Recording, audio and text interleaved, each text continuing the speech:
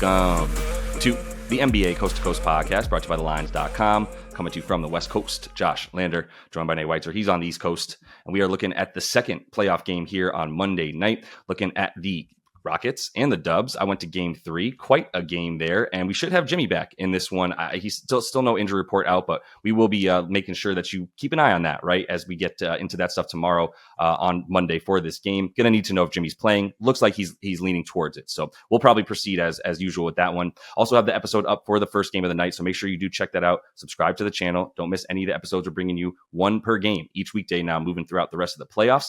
Nate, let's go ahead and get right into your first look here for this Dubs and Rockets game 4. Yeah, it's Alper and Şengün over 18.5 points. I mean, you can get plus money for 20 plus. You could probably go 30 plus points and rebounds and put that in a parlay here if you want. But I just think he's going to continue to score. I mean, he has to. Like, Houston has to run offense through him because nothing else is working. Their half-court offense has evaporated down the stretch. I mean, in the 2 games that the Dubs have tried, like, you can just throw game 2 out the window. Although for this purposes, I will say Şengün came out really well in that game at home and certainly sparked them. And if he had gotten a full slate of minutes, probably he's going over there. I mean, he got 26 in game 1 when the Rockets had a 65 offensive rating in the half court, and he was basically the only one getting anything going. And then he would have got this in game 3 if he didn't go 1 for 6 at the free throw line, which, you know, he's not an elite free throw shooter, but he's certainly he's at, 72% at home on the season. So, I mean, it's just a couple knock him down there. I mean, and look, against Draymond Green, his last 3, still 19.3 points per game, still a plus 11. Draymond is gonna do some things to limit him, but he's just such a strange, unconventional player that it kind of throws Draymond off as this like defensive mastermind. Be like, oh, I know where everyone's gonna be. I know their tendencies, and it's like Şengün is just, maybe he doesn't know what he's gonna do. Like, he's somebody calling him the Boris Diaw of Nikola Jokic's because he's just like slightly out of control. And less in shape, but I mean, he's obviously eating on the offensive glass here against the Dubs. With Steven Adams out there, it's going to be even easier to actually get your hands on those and get some second chance points. Quentin Post, good defensive game in game 3, but will that continue in terms of him being able to defend down low? If Jimmy plays, I mean, I guess that'll make a little more resistance. But I mean, Jimmy played all of game 1. Again, Şengün not really in the direct head-to-head matchup. It's more about the fact that Jalen Green, if you remove game 2, is shooting 27% in this series. Fred VanVleet is shooting 27%, even if you include game 2. And it's just like the Rockets are like, damn, man, what is working? And it's Alpe, and he's been your best player, so you got to play through him. Yeah, for sure. I mean, the matchup is Draymond regardless, right? Like, Draymond's going to be on him. Quentin Post was guarding Amen. I could see some Quentin Post in this game. He started because Jimmy wasn't there, and they couldn't start Moody, right, and also have Pods out there not have the size. So they really needed to get Post in there for that, and that is what also then took, like I said, Moses Moody out of the starting lineup in that situation as well, because they don't have the size. So it'll be Draymond on Alpe, but this is their best option. I totally agree. And the poor free throw shooting in that game 3 was pretty brutal, but that whole game 3 was pretty brutal for that team in general. Momentum was super, super hard to come by. Like, the only guy with momentum, it seemed, on offense even was Dylan Brooks, and then he fouled out. He couldn't even stay in the game for 30 minutes as a result. So, and that's mostly because he has the easiest matchup. But I like where your head's at in this one. I'm going to fade the aforementioned Jalen Green once again. I ain't scared of no 35-point blow up for him in game 2 there, where it was just like, yeah, like he smelled blood. And of course he had to go ahead and get that, the points there. Like, he did a lot better, but they also couldn't really afford to play normal guys in that one. Once Jimmy went down, Pods was sick, so he played like barely at all and then was out as well. So everything was just a little bit out of whack, right? And they couldn't just throw Gary Payton out there and say, hey, Gary, we have 4 really good offensive players on the court, so go out there and guard Jalen Green, and we won't worry about whatever detriments come on offense, that you're not really a great spot-up shooter. But either way, like, now we're talking about, I think, Jimmy being back. Love that in this situation as well. For Jalen Green, like, yeah, the points are a good fade. They're at 18.5. So there's still a world where he shoots like crap but gets to 20, because, like you said, Fred isn't shooting well either. So there's no one that Jalen Green's really stealing shots from that they're like, oh, well, if he's not hitting, then he's got to stop shooting. It's like no one's hitting. No one's hitting from outside, especially. So there's definitely going to need to be some pulling, even if you don't think it's, you're not hitting. You can't just afford to stop shooting. So my main point saying that is I like adding the RA. He's done pretty well in terms of the rebounds this series. He's guarding Pods, and Pods is crashing the offensive boards consistently. So there's a big part to it that he needs to make sure he does crash the boards to a degree, but he just can't do all of it, including the dimes. Like if he gets the points, then there's just not. I don't think he's going to do it on efficient shooting. So there's going to be too many possessions where he's not also able to get the dimes and the rebounds. Is my main thing. It really comes down to the efficiencies for him, and like you said, the sub 30% field goal percentage for him, not only in this game but in games all season long, and dating back to last year against the Dubs. Like, yeah, then I'm going to feel good that he's not going to have enough possessions to score. If he does get the volume, then okay, he goes 9 for 20, great.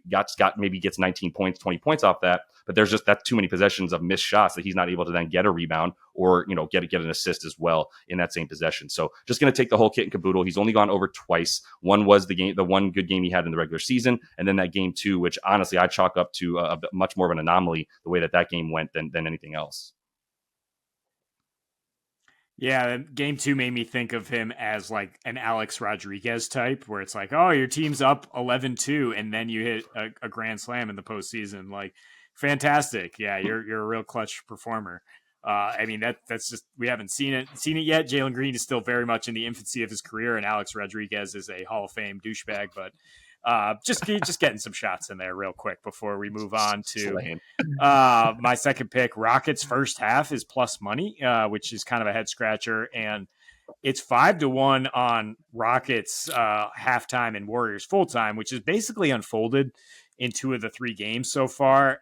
Rockets technically did not win game 1 because they only scored 13 in the second quarter, got dominated there, and but otherwise, like, it was like clearly a young team comes out hot, comes out desperate, uses their energy to impact the game and build a little lead. And the vets are just like, okay, yeah, I'll see what you're doing. And we will just like I said, Draymond Green, defensive supercomputer, just like going through like what they're going to do to like shut them down on that end. And Steph just figuring out what buttons he can push in the second half before he just like slowly warms up and erupts. Steph is shooting 64% from 3 in the second half, so that this is unfolded. And again, throwing out game 2, the Rockets are 40 and 30% splits. They are 9 for 30 from 3. Steph is 7 for 11 from 3 on his own. So basically, just outscoring the entire team with far more efficiency. And now you add Jimmy Butler potentially playing. So I mean, certainly that should move the line if he's in there.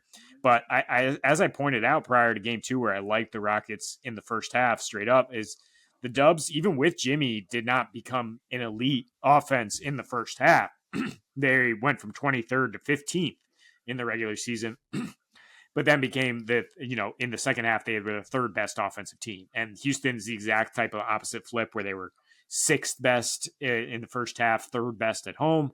But then in the second half, as we all know, especially in the playoffs, their half-court offense just devolves into dust. So certainly it's a good ticket to hold if you can just get the Rockets to lead in the first half, and they should be, again, clawing, desperate, down 2-1, need to even this thing up before going back home. So I do like them I do like the plus money on them in the first half, and then maybe this thing unfolds. So I'm going quarter unit on the 5-1, by the way. But otherwise, yeah, fine putting a half unit on the Rockets in the first half.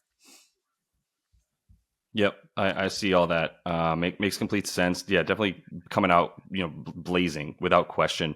But I would 100%. I'd take Jimmy and Steph at the end of a game over the Rockets any day of the week. Part of the reason is always going to be like the Rockets don't have much of an offense, man. The Warriors will be able to find shots when things tighten up, and the Rockets are going to keep relying on guys to hit tough shots and just leave Fred and Jalen Green out to dry. Like, go get us one, or pass it to Alpi, and he's got 3 guys surrounding him. Like the Dubs defense in the half court has been the best in the league since they got Jimmy, for a reason. And this is an offense that, if it's not getting out in transition, which it has not been, because also this is a top 5 transition defense. Like, yeah, I'm going to take the Dubs' ability to score with 2 defenses that are probably about even. If not maybe a little edge, at least with Jimmy Butler, to the Dubs on D, but definitely on offense. So I'm going to close it out. I have a couple things I like here. I will just throw this out there. I don't think Draymond has a good game, or at least a good enough game, and he doesn't really have to have a bad game to go under 20.5 PRA. So I just want to throw that out there, that I don't like him to get his. As I'm talking about another big man for the Rockets, I'm going over 5.5 boards for Steven Adams here. He had one off game, game 2. Again, this game is the anomaly of the series so far, and really the anomaly, I would say, of like any games they played since Jimmy Butler came to Golden State, was that game 2 where he was out, Paz was out, blah, blah, blah, right? And when things happen in the middle of a game, it's a lot different than going into a game prepared for things, which I think is part of like why we like them more in game 3. I know I did, coming with or without Jimmy. It was like, yeah, they're back at home. They got the Mo. They know they're without Jimmy. If Steph comes to play, then they should be okay. And they were. But now we're talking about like them just not having the guns on offense, which means the other way to find more offense would be boards for Steven Adams, would be offensive rebounds, which he has created like 12 second chance points now off offensive rebounds in the 2 games, games 1 and games 3. Like I said, I didn't really even look at game 2 in that one. He did play 17 minutes, but there wasn't that much for him to do at that point. By the time he got into game 2, they were already up by about 17 or 12 or so in that one. So, but now you look at the games where he's playing 18 minutes, like we know where he's going to be at. He's going to come in to give Alpi that breather. They're going to run a too big lineup for like a very short amount of time, and then he'll probably come out and rinse repeat for the second half. But this is a team that he can rebound against because there's nobody as big as him ever. There's nobody as strong as him also ever, but also especially in this game. And if it's not even really Draymond, it is a lot of Quentin Post when he isn't starting going up against Adams. That was also why you saw Looney come in for a few more minutes in this last game, was they needed the height. They didn't have Post now that he's in the starting lineup. They didn't have him to wrestle with Steven Adams, get tossed around like a rag doll like he was, and just using him as like a pin cushion for the first couple of games. Like he didn't even get to do that in this last game. He went up against Looney, but still got good minutes. So if you look at him on the season, if you look at all the games where he's at, another 16 to 20 minutes. We assume he's playing about 18 because that's where he's been. He's at 7 boards per game over in 12 of 14 games where, in terms of the 5.5 rebounds when he gets that amount of time. And if Udoka's made it clear that he's going to get that amount of time, and there's a world where I think he gets 22 before he gets like 15. Like I think he keeps seeing the same floor at the very least. And that I don't mind the points either. They're only at 4.5.